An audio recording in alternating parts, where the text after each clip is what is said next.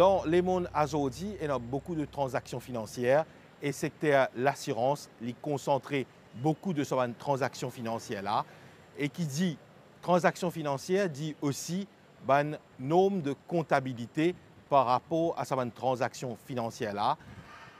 L'assurance, contrat d'assurance, implique un outil financier, mais aussi un contrat qui génère l'argent en période de l'État pour être autonome international à Maurice comme ailleurs, bonne compagnie d'assurance fin visa adopter le International Financial Reporting Standards et dans nos cas en particulier, dans le cas l'assurance, nous cause le IFRS 17 qui était ça, qui s'est impliqué pour les investisseurs, pour les clients. C'est ça qui nous parle comprendre plus aujourd'hui dans l'éclairage économique.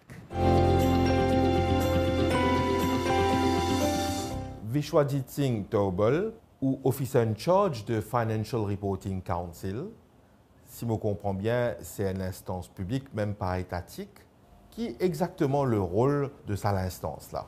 Le Financial Reporting Council est une instance régulatrice indépendante qui s'est créée en l'année 2005, après qui nous a promulgué la loi Financial Reporting Act en 2004.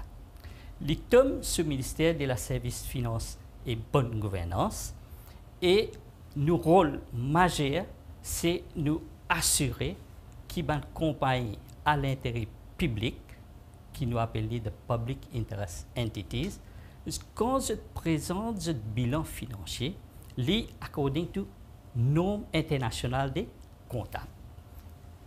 La norme internationale comptable qu'on nous dit, c'est la International Financial Reporting Standards, qui est issue par une instance internationale et qui, quand une compagnie adopte ce principe-là, lui donne la transparence dans le bilan financier. Et laisse-moi revenir avec les Public Interest Entities. Dans la loi Financial Reporting Act, il est bien défini qui était une Public Interest Entities.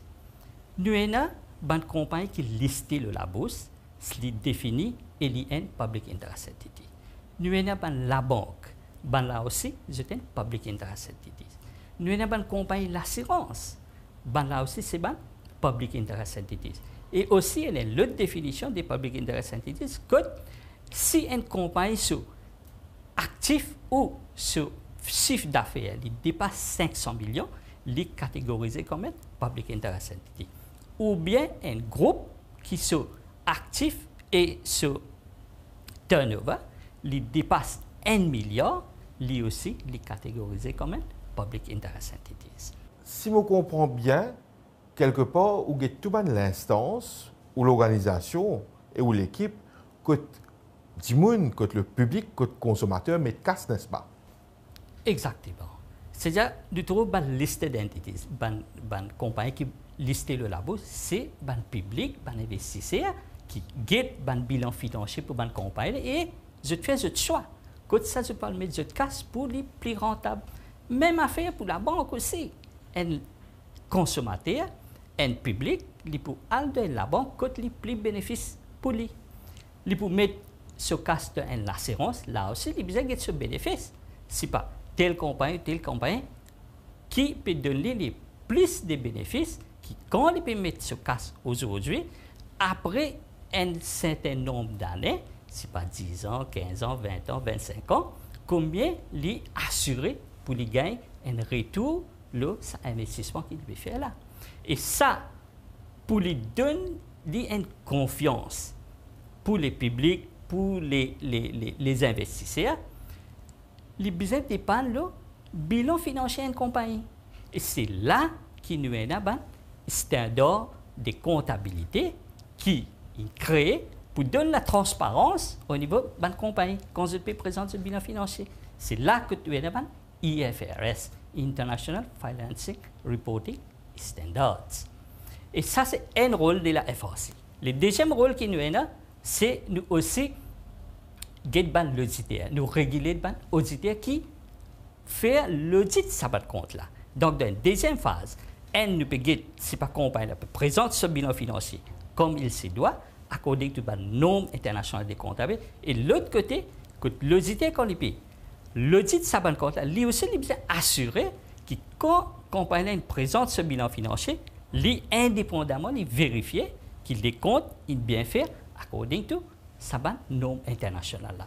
Quand nous écoutons où, c'est qui nous comprend. Un comptable, je fais compte, un auditeur, je check compte de sa comptable là, et je Financial Reporting Council, je check travail auditeur, je supervise travail auditeur. Est-ce le cas? Exactement. C'est ça qui crée la confiance dans les publics et dans les personnes qui peuvent investir dans ma compagnie à Maurice. Visual Think Table, quand on peut cause IFRS 17, avec qui ça fait ça compare vraiment pour le public qui peut nous comprendre, de quelle façon un nom comme ça, il amène plus d'efficience, plus de transparence. Dans l'assurance, nous prenons l'assurance. Aujourd'hui, on peut mettre casse. Mais on ne peut pas prendre casse aujourd'hui même pour gagner dans 10 ans, 15 ans, 20 ans. À cette casse-là, combien il peut vaut dans sa 20 ans-là, ou bien au terme de sa contrat-là, il y a beaucoup d'estimations qui fait là-dedans. Mais nous trouvons une valeur, une variable quand nous faisons une assurance. Vous voyez ça. Aujourd'hui, demain, il est capable de demain, il est capable un petit problème. Mais ça, une estimation-là, on est continuel basis. Chaque année, quand on peut faire ce bilan financier, il besoin de faire cette estimation chaque année. Donc, c'est un problème qui, IFRS 17, maintenant, est venu pour corriger ce problème-là. Donc, quand une compagnie applique IFRS 17, il est plus transparent, il est plus aide les consommateurs, il est plus aide l'investisseur pour faire les choix qui côté les plus meilleurs pour les capables d'investir sur l'ensemble. Vishwadit Singh Tobal, Officer in Charge, Financial Reporting Council, merci beaucoup. Merci beaucoup. Et moi, j'espère qu'avec ce éclairage qui nous donne là, et aussi avec le programme que la MBC peut faire au niveau des consommateurs, les publics, dans les domaines de la finance, pour aider à investir l'argent que les plus bénéfices pour eux. Donc, nous remercions la MBC, nous remercions le ministère de la Services financiers et bonne gouvernance pour l'initiative qu'ils ont prise pour éduquer la population pour qu'ils débattent quand je peux investir je casse, je suis sûr et je connais qu'en retour, je suis plus à l'aise avec l'investissement qu'ils ont fait et je peux gagner les retours qu'ils ont mérités. Han Sukna, Sanya Sissaha, je forme partie du département comptabilité de SICOM Group. Et avec vous aujourd'hui, nous pouvons comprendre un petit peu mieux qu'appelle IFRS, c'est un nom comptabilité qui SICOM Group peut servir. Han Sukna, avec vous aujourd'hui, nous pouvons cause un nom comptable qui n'est adopté par SICOM, c'est IFRS 17. Qu'est-ce que ça nom comptabilité là? Alors, IFRS veut dire International Financial Reporting Standards. Alors, c'est un nom comptable comme beaucoup d'autres noms comptables qui existaient, mais IFRS 17 est spécifique à l'industrie de l'assurance et un nom comptable qui est là depuis 2017, mais est obligatoire pour l'adoption par l'assurance à partir de janvier 2023. Quelque part pour le grand public, qui en a gagné là-dedans quand un groupe comme SICOM implémente un nom comptable pareil? IFRS 17 est connu comme un des noms les plus complexes. Pour une compagnie comme SICOM, c'est une compagnie qui a beaucoup de stakeholders et que, comme on connaît, que ce soit un investissement, un produit d'assurance, et lui donne une visibilité et une transparence à l'utilisateur de ce compte-là. Alors, il est important que nous respections ce nom-là pour qu'ils aient confiance dans ce placement, dans cet engagement qu'ils ont avec une compagnie comme SICOM, Bien souvent, que ce soit une assurance vie, que ce soit assurance générale, véhicule, etc., ça m'a dit là, j'ai une confiance que la compagnie peut adopter un standard des plus hautes qui existaient dans le domaine de l'assurance. Hansukna, Aster, comment tu peux dire, nous propose l'implémentation technique d'un norme comptabilité pareil qui s'impliquait pour SICOM Group et ses collègues Sanya Sisara qui vous nous plus sur ça, n'est-ce pas? Exact. IFRS 17 est tellement complexe que nous avons staff qui un training pour capable faire le IFRS 17. Et aussi, IFRS 17 il applique aussi le ban compagnie, toute bonne compagnie d'assurance à Maurice, même en DO aussi global.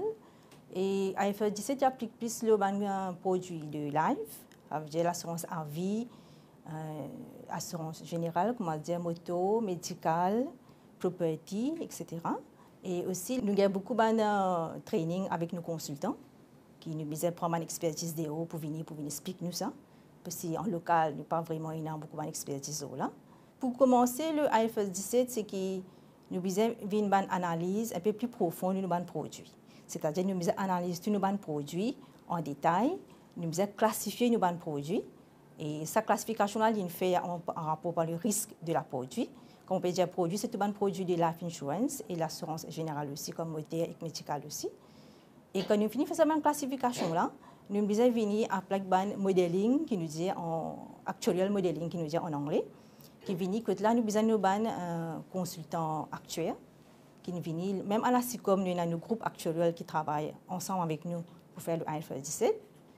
Et le IFRS 17 quand il vient il demande un peu beaucoup de rigueur dans notre travail. Nous avons fait beaucoup de planning pour capable implémenter le IFRS 17. Sanya Sisara, merci beaucoup pour ce détail technique que vous partagez avec nous là. Merci Arish et mon collègue Hans Sukna maintenant pour donner un peu plus de détails sur le produit. Justement, pour un gens qui investit dans un produit d'assurance avec la SICOM, aujourd'hui, ce qu'il a bénéficié, c'est que sa norme comptable permet d'interpréter mieux la performance de ce investissement.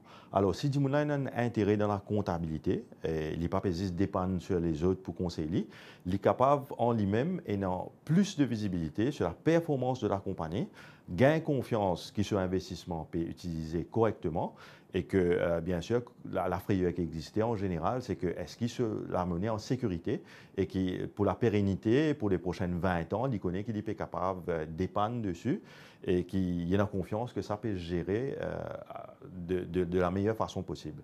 Alors, absolument, l'intérêt du public est aussi reflété directement dans les comptes de la SICOM. D'ailleurs, c'est la raison pourquoi la comptabilité a besoin d'un élément de transparence, hein, parce que ce n'est pas réservé à certaines personnes, c'est disponible à tout le monde. Et aujourd'hui, ça va un nombre comptable-là, il peut permettre n'importe qui a l'intérêt dedans, vient prendre les comptes de la SICOM et trouver que la compagnie peut porter lui-même bien et que ce investissement, il peut gagner confiance, qu'il est capable s'est assuré qu'il peut bénéficier de ça à l'avenir. Sanya Sisara, merci beaucoup pour ce élément que vous partagez avec nous là. Merci Arish. Hans Sukna, merci pour ce élément que vous mettez en lumière là pour le public. Merci Arish et merci à la MBC pour donner l'opportunité à cause de la SICOM.